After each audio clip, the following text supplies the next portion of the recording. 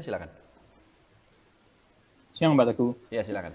Ini kan mau tanya terkait APLN. Kan memang di Q1 ini pendapatannya berkurang 63%, Ya. terutama di penjualan apartemennya. Dan mengakibatkan labanya juga anjlok. Ya. Nah, tapi saya lihat di bagian liabilitas, terutama di bagian uang muka penjualannya, Ya. itu dia tetap mengalami peningkatan, Pak. Dan juga arus kas operasionalnya itu juga meningkat juga. Ya, ya, ya. Nah, ini kalau menurut Pak Teguh bisa jadi nggak ya, di Q2 atau Q3 itu baru banyak dilakukan serah terima ke pelanggan-pelanggannya, jadi pendapatannya baru akan meningkat di Q2 atau Q3. Dan yang kedua, kalau Pak Teguh hold saham ini sekarang, Pak Teguh milih jual aja cut loss atau tetap di hold aja? Oke, saya Thank you, jawab Pak. ya. Sebenarnya memang Pak Christian ikut program EMP nggak? Ikut saya, Pak. Ya, saya memang pernah beli kan APLN ini. Benar, Pak. Waktu itu di harga 150, tapi dia naik ke 160, saya jual waktu itu. Dan itu sebenarnya kebetulan aja. Habis itu ternyata laporan keuangannya jelek, turun, ya kan. Tapi intinya waktu itu kita jual dan posisinya masih untung. Nah, cuman begini. Oke, saya jawab ya. Gini. APLN ini kan menarik karena apa? Ya karena murah. Murah kan? BBV-nya itu cuma 0,4 apa? Mungkin sekarang 0,3 itu. Pada harga 130 berapa itu. Sedangkan di sisi lain ya memang kinerjanya jelek, dia rugi dan seterusnya, utangnya dia juga banyak. Kemudian properti ini kan agak rumit ya.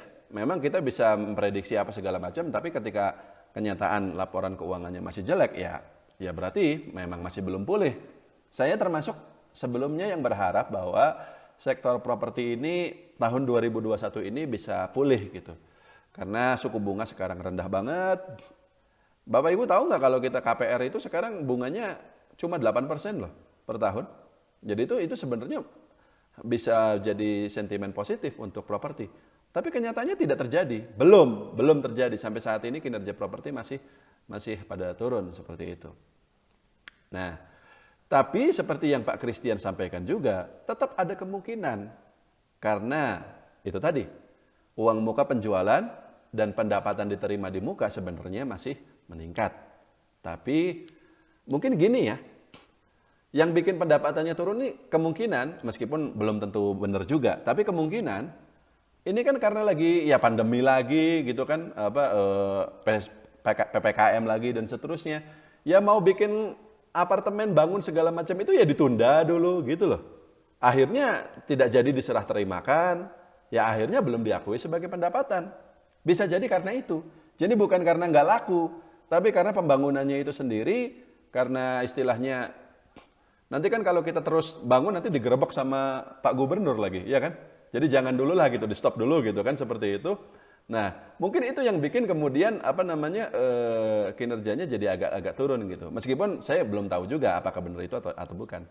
Tapi tetap ada peluang nanti di kuartal 2 atau kuartal 3 kinerja APLN dan perusahaan-perusahaan properti pada umumnya akan lebih baik.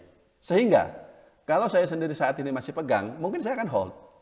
Ya, mungkin saya akan hold. Tapi untuk beli lagi juga tidak akan saya lakukan sekarang. Tetap harus nunggu kuartal 2 nanti. Apakah ada perbaikan atau tidak? Karena untuk kuartal 1 jelas kinerjanya masih turun.